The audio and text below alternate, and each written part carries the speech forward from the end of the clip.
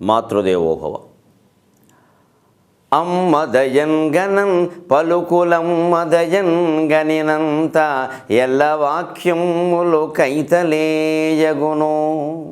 కన్నులు వెన్నెల తిన్నెలవుచు భావములు నాట్యమాడునిక. కన్నులు వెన్నెల తిన్నెలవుచు భావములు నాట్యమాడునిక.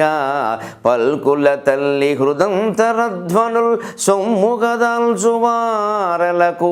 పల్కుల తల్లి హృదంతరధ్వనుల్ సొమ్ముగదాల్చువారలకు. శూన్యములైనను సూనగుచ్ఛముల్ అమ్మదయన్ గణన్ పలుకులమ్మదయన్ గనినంత ఎల్లవాక్యములు కైతలేయగును.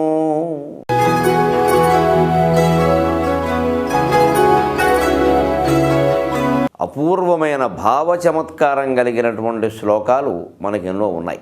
అందులో లీలాశుకులు రచించినటువంటి కృష్ణకర్ణామృతం నుంచి మీకోసం ఒక చమత్కారపూరితమైన శ్లోకం.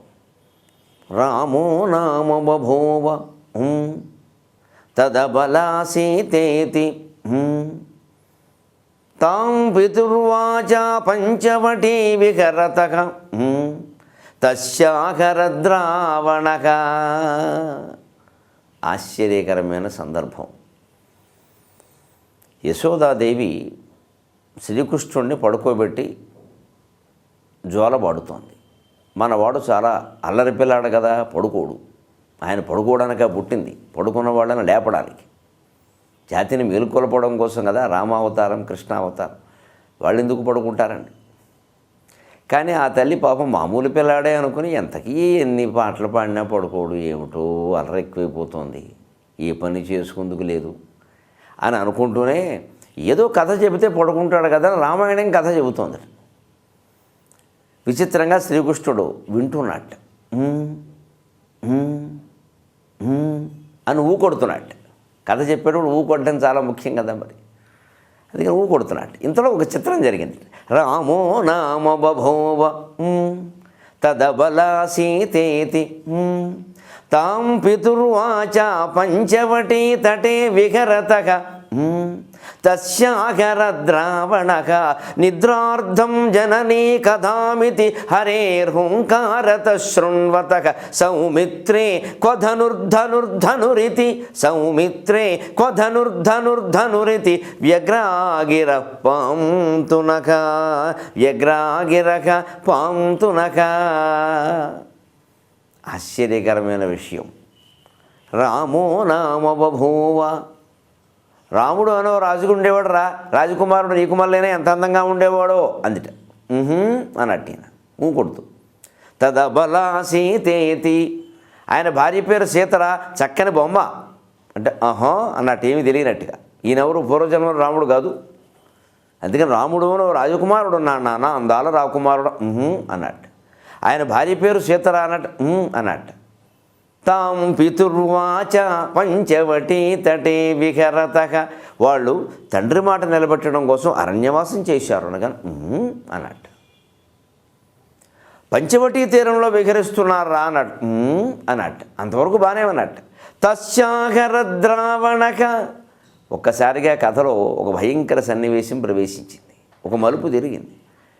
అనుకోని పరిస్థితుల్లో ఆ సీతాదేవిని రావణాసురుడు ఎత్తుకుపోయాడు రా అందుకే కథ చెబుతూ. మరి కథ అంతే కదా. నిద్రార్థం జననీ కథామితి హరేర్హుంకారతః శృణ్వతః. ఏదో నిద్రపోవడం కోసం తల్లి ఓ కథ చెబుతుంటే హుంకారత శృణ్వతః ఊకొడుతూ విన్నటువంటి ఈ శ్రీకృష్ణుడు బాలకృష్ణుడు ఒక్కసారిగా తస్యాహరద్రావణః సీతను రావణుడు ఎత్తుకుపోయాడు రా అనగానే సౌమిత్రే క్వధనుర్ధనుర్ధనురితి వ్యగ్రాగిరక పాంతునక. లక్ష్మణ నా ధనువెక్కడ, నా ధనువెక్కడ, నా ధనువెక్కడ అన్నట్టు. లక్ష్మణ లక్ష్మణ లక్ష్మణ నా ధనువెక్కడ, ఎవడా రావణుడు అని ఉయ్యాల్లో పడుకున్న పిల్లలు డామ్మలు లేచాట. ఆశ్చర్యపోయింది యశోద. ఏమిట్రా ఇట్రా ఇలా ఈయన తేరుకునేలోగా అప్పుడే గోలాంగోలము దిప్పి గోవు రజమున్ ఆవు తోక చుట్టూ తిప్పడం, గోవు రజస్సును గోమయం తీసుకొచ్చి ఒంటికి బుయ్యడం, దిష్టి తీయడం అన్నీ జరిగిపోతున్నాయి. నిద్దట్లో ఏదో అరుస్తున్నాడమ్మ. ఎందుకు అరవడండి? ఆయన ఎవరు పూర్వజన్మలో రాముడు. అందుకని రాముడు పుట్టాడంటే ఊ అన్నాడు, సీతను పెళ్లి చేసుకున్నాడంటే ఊ అన్నాడు, తండ్రి మాట కోసం అడవులకు వెళ్ళాడంటే మంచి పనే త్యాగమే కాబట్టి ఊ అన్నాడు, అక్కడ పంచవటి తీరంలో విహరిస్తున్నారు అంటే ఆనందమే కదా అని ఊ అన్నాడు. కానీ రావణుడు ఎత్తుకుపోయాడు అన్న మాట వినగానే లక్ష్మణ నా ధనువెక్కడ, నా ధనువెక్కడ అని లక్ష్మణ లక్ష్మణ లక్ష్మణ అంటూ ఏమిటి చిన్న పిల్లాడు లక్ష్మణ లక్ష్మణ అంటాడు. అయ్యి బాబోయే, కథలో ఇంతలో ఎనమైపోతారన్నమాట పిల్లలు అనుకుందన్నమాట. కానీ ఈ పిల్లవాడే పూర్వజన్మలో ఈ గొల్లవాడే రఘువంశంలో పుట్టిన రామచంద్రమూర్తిని గ్రహించలేకపోయింది ఆ తల్లి. ఈ పెద్ద మనిషి గ్రహించనివ్వడగా ఈయన పిల్లాడైతే కదా, గ్రహించేస్తే ఏం చేస్తారు, ఇంకా కొబ్బరికాయలు కొట్టేస్తారు, గుడి కట్టేస్తారు, అన్నం పెట్టరు. మనకి దేవుడు అనేసరికి వచ్చే ఇబ్బంది అదే. ఫలానా ఆయన దేవుడు అని మనం అన్నాము అంటే అంతే, ఆయన గౌరవిస్తారు, ప్రేమించరు. ఆయనకి ఏం కావాలో చూడరు, ఆయన చుట్టూ జనం చేరతారు, వీళ్ళ కోరికల కోసం చేరతారు, ఆయనకి పాదపూజ చేసేస్తారు, ఆయన నుంచి ఏం ప్రయోజనాలు పొందుతారు. అందుకని రాముణ్ణి కృష్ణుడిని కూడా మనం ఏం చేసామంటే దేవుణ్ణి చేసి మనకి వాళ్ళకి కూడా అన్యాయం చేసుకున్నాం. వాళ్ళకి అన్యాయం ఎందుకంటే వాళ్ళు దైవత్వం కోసం పాకులాడలేదు. మాలాగా బతకండరా, మాలాగా ఆలోచించండి, మాలాగా ఉన్నతంగా ఉండండి, మాలాగా విశాలంగా ఆలోచించండి, మాలాగా ధర్మం కోసం పోరాడండి అని వాళ్ళు చెప్పారు. అంతే, వాళ్ళు చెప్పింది చేయలేదు కాబట్టి వాళ్ళకి అన్యాయం జరిగింది. సరే, మనకెందుకు అన్యాయం చేసుకున్నాము అంటే ఇలాంటి గుళ్ళు గోపురాలు కట్టేసి అసలు కథ మర్చిపోవడం ద్వారా మనం పరమార్థాన్ని మర్చిపోయినాం. మనకి అట్టిపళ్ళు, అగరొత్తులు, కొబ్బరికాయలు, గోంగూర పచ్చడి మిగిలాయి. ఇటువంటి కథల నుంచి గ్రహించవలసింది ఏమిటి అంటే భగవంతుడికి సైతం మరో అవతారం ఎత్తినప్పుడు ఆ జీవ లక్షణంగా పూర్వజన్మ స్మృతి తప్పనప్పుడు మనకి తప్పుతుందా? అంచేతన ఆయన కూడా ఆ జన్మ ఎత్తడం, దాంట్లో ఉండే లీలల్ని ప్రదర్శించడం మీద ఆసక్తి చూపిస్తున్నాడు. ఏమీ తెలియనట్టే ఉంటాడు, కానీ సర్వము నడిపేది ఆయనే. ఇటువంటి పరమార్థాలు, రహస్యాలు మనం గ్రహించగలిగితే అందరము కారణజనములమే అనుకుంటాం. ఇదే భావం పూర్వగ్రంథాల్లో చదివి ఉన్నాం కాబట్టే నేను ద్రాక్షారామంలో శతావధానం చేసినప్పుడు ఈ భావాన్ని దృష్టిలో పెట్టుకుని ధనువందీయుము లక్ష్మణాయనే యశోదాసోనుడాత్రంబుగన్ అని ఒక సమస్య ఇచ్చారు. యశోదాసోనుడు లక్ష్మణ నా ధనువందీయము అన్నాడు. కానీ ఈ భావం మనస్సులో ఉంది కాబట్టి ఇక ఆలోచించే పని ఏముంది, పద్యం పరిగెట్టింది. తనువున్ వాల్చిన బాలకృష్ణుని యశోదాదేవి గీతంబులందున జోల్వాడుచు, తనువున్ వాల్చిన బాలకృష్ణుని యశోదాదేవి గీతంబులందున జోల్వాడుచు, రామగాథల మహత్వం దెల్ప ఊకొట్టుచున్, రామగాథల మహత్వం దెల్ప ఊకొట్టుచున్, ధనుజేంద్రుండా జనకాత్మజాతగొనెనాన్, ధనుజేంద్రుండా జనకాత్మజాతగొనెనాన్, ధనుజేంద్రుండా జనకాత్మజాతగొనెనాన్, ఆత్రంబునన్ లేచి నా ధనువందీయుము లక్ష్మణాయనే యశోదాసోనుడాత్రంబుగన్.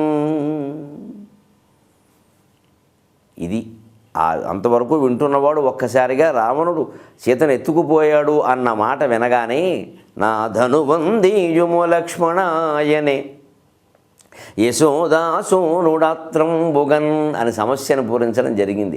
అనేక గ్రంథాలు ప్రాచీనమైనవన్నీ చదివి ఉంటే భావాలు తోస్తాయి, లేదు వాటి ఆధారంగా కొత్త ఊహతోనైనా చేస్తాం. అంచేతను ఎప్పుడు పాండిత్యం అంటే వ్యుత్పత్తి అంటారు. అంటే బాగా గ్రంథాలు చదవడం వల్ల పాండిత్యం వస్తుంది. సహజంగా ఉన్న ప్రతిభకి ఈ పాండిత్యం కొంచెం పదును పెట్టినట్టుగా అవుతుంది. అది మనం జాగ్రత్తగా గమనించుకుంటే అద్భుతమైనటువంటి ప్రతిభావంతులు అవుతాం. అలాగే ఈ వారం ఒక మంచి చమత్కారమైన పద్యం. లోకంలో కొంతమంది ఆకారాన్ని చూసి, వాళ్ళ మేడల్ని మిద్దెల్ని చూసి, లేదా వాళ్ళ అధికారాన్ని దర్పాన్ని చూసి, వాళ్ళ చుట్టూ ఉండే మనుషులను చూసి మనం వాళ్ళ గురించి చాలా పెద్ద అంచనాకు వస్తాం. వీళ్ళు ఏదో చేస్తారు, ఏదో ఊహిస్తూ ఉంటాం. మనకి సాధారణంగా భారతదేశంలో పెద్ద వ్యాధి ఏమిటంటే మాటలకి మోసపోవడం. మనిషి అంతఃప్రవృత్తిని గమనించేటువంటి ప్రయత్నం చెయ్యము, మాటలకి మోసపోతాం. కాబట్టి చిట్టి ఫండ్ కంపెనీ వాడి దగ్గర నుంచి కొత్తగా మళ్ళీ శ్రీ మహాభాగవతం రాసేసేవాడు సహా మాటలతోనే మోసం చేస్తాడు జనాన్ని. నేనేదో కొత్తగా రాశానంటాడు, ఏమీ లేదు, అంతా పోతన గారిదే. ఎందుకంటే ఈ పుస్తకాలు అమ్ముకోవడానికి. అమ్ముకోవడం కోసం ఏం చేస్తాడు, ఈ పుస్తకం ఏ ఇంట్లో ఉంటే ఆ ఇంట్లో శుభాలు జరుగుతాయి. మొన్ననే ఈ పుస్తకాన్ని ఒక ఆయన అమ్మాయికి పెళ్లి కాకపోతే 100 ప్రతులు కొని అందరికీ పంచిపెట్టాడు, నెల్లాళ్ళలో పెళ్ళి అయిందంటాడు. వెంటనే వీడు ముందు చదవడం మానేసి అందరికీ పంచిపెట్టడం మాట్లాడతాడు. అందరూ కూడా పంచిపెట్టిన దాన్ని మళ్ళీ పంచిపెడుతూ ఉంటారు. ఎవరు చదవరు పుస్తకాన్ని. మీరు ఆలోచించండి. నిజానికి ఈ మాటలకి మనం మోసపోతున్నాం, మహిమలకి మాయలకి మోసపోతున్నాం. కానీ దానికి ఏదైనా ప్రయోజనం ఉంటే పుస్తకానికి చదవడమే కదండి. గూట్లో పెట్టడం, పూజ చేయడం ఎలా అవుతుంది? పుస్తకం దానంతరం అది మనకు ఏదైనా ఇస్తుందా? అది ఏదైనా మనం చదివి ఆస్వాదించాలి కదా. పదార్థం అంటే తిని ఆస్వాదించాలి, విషయాలు విని ఆనందించాలి. అలాగే పుస్తకం చదివి ఆనందించాలి. అంతేగాని పుస్తకాన్ని పట్టుకుంటే ఏదో జరుగుతాయి అనుకోవడం ఇదో అజ్ఞానం. అలాగా ఆ భావాన్ని ఒక్కోసారి పెద్ద పెద్ద హంగామాలు, ఆర్భాటాలు చూసి మనం మోసపోతూ ఉంటాం. చివరికి ఏమీ లేదని తెలుస్తుంది. అనవసరంగా ఈ వేసి చూసిందంతా వృధా అయిపోతుందని చెప్పడం కోసం ఒక మాట చెప్పారు. జగన్నాథ పండితురాయలు అద్భుతమైనటువంటి శ్లోకాలు రాశాడు. ఆయన పద్యాలని, ఆయన శ్లోకాలను మహీధర నళిని మోహన్ గారు తెలుగులో అనువాదం చేసి మనకు అందించారు.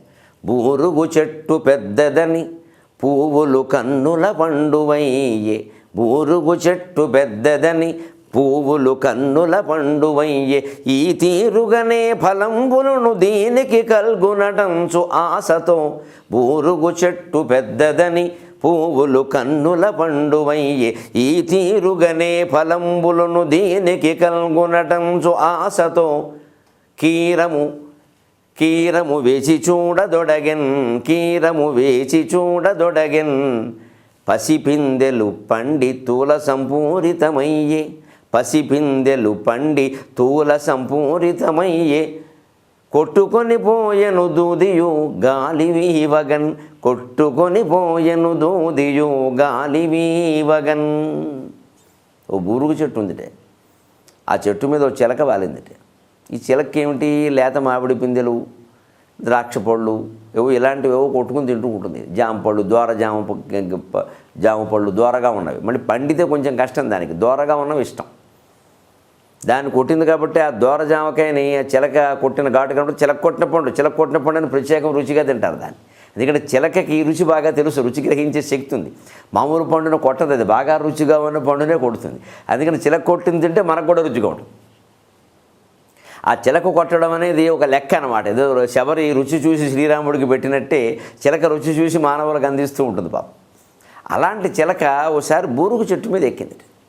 బూరుగు చెట్టు కాయలు మీరు గమనించండి, పొడుగ్గా ఇంత పెద్దవిగా ఉంటాయి. అది చూసి పెద్ద చెట్టు, పైగా బూరుగు చెట్టు కొమ్మలు చాలా ఇలా అల్లుకుపోతాయి, విపరీతంగా అల్లుకుపోతాయి. బాగా ఎత్తుగా వస్తుంది, ఇక బాగా వ్యాపిస్తుంది. అందుకని బూరుగు చెట్టు పెద్దదని, చాలా పెద్ద చెట్టు. ఏమిటో చిన్న చిన్న చెట్ల, జామ చెట్లు అవి కొడుతున్నాం, కానీ అసలు ఇలాంటి తోడు చూసుకుంటే చాలు. దాని ఆశ దాంది. పువ్వులు కన్నుల పండువయ్యి, ఆ బూరుగు పూలు పూచాయి. అవి కూడా కన్నుల పండుగగా మంచి రంగులతో బ్రహ్మాండంగా ఉన్నాయి. అది కూడా మంచి పువ్వులు పూసాయి అని ఆ పువ్వులను చూసి అది మాయలో పడింది. ఇంకా ఈ తీరుగానే ఫలంబులను దీనికి కలుగునటంచు, ఆ చెట్టును బట్టి, ఆ పెద్ద పెద్ద కాయలను చెట్టు పెద్దదని, అలాగే పువ్వులు కూడా అందంగా ఉన్నాయని అనుకుందట. దీనికి పళ్ళు కూడా ఇలాగే ఉంటాయి, ఫలాలు కూడా.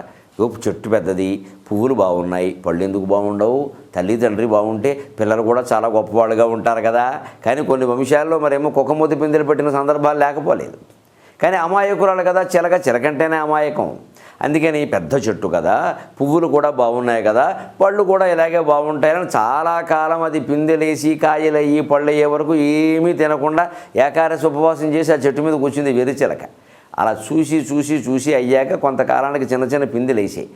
పిందె కాయ అవ్వకుండానే దూది వచ్చేసింది. పసి పిందెలు పండి, ఆ బూరుగు పిందెల్లో ఉండే లక్షణం పెద్ద కాయలు కాకుండానే అది పండిపోతుంది. అందుకని పిందె ఇలా ఉండగానే ఇంకా అది కాయ అవుతుంది, కొడదాం, ఆకుపచ్చగా ఉంది, ఏదో రుచిగా ఉంది జామ పండు కంటే అని ఊహిస్తోంది. ఏం చెయ్యాల?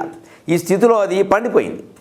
దాని లక్షణమేది బూరుగు దూది అంటారు, పరుపులు కొడతారు. ఆ దూది అలా వస్తుంది. ఆ పండినప్పుడు లోపల ఉన్న గుజ్జు అంతా దూదిగా మారిపోతుంది.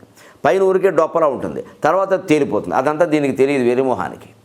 కొన్నాళ్ళకి ఆ పిందెలు పెద్దవైపోయి అవి అలాగే పండిపోయి తుల సంపూరితమయ్యే, దాని నిండా ఏమీ తినడానికి వీలైన గుజ్జు ఏమీ లేకుండా, ఒకవేళ పొరపాటు తిన్నా కంఠానికి అడ్డుపడి గొడవ ఉక్కిరిబిక్కిరి అయ్యేలాగా మొత్తం దూది నిండిపోయింది బురుక్కాయ నిండా.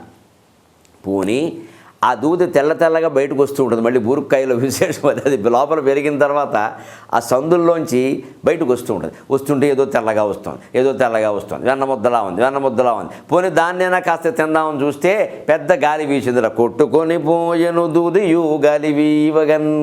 తీరా దూది బయటకు వచ్చాక చిన్న గాలి కూడా చాలు, దానికి ఏముంది, సన్నగాలి వీచేసరికి ఆ దూది కొట్టుకుపోయింది.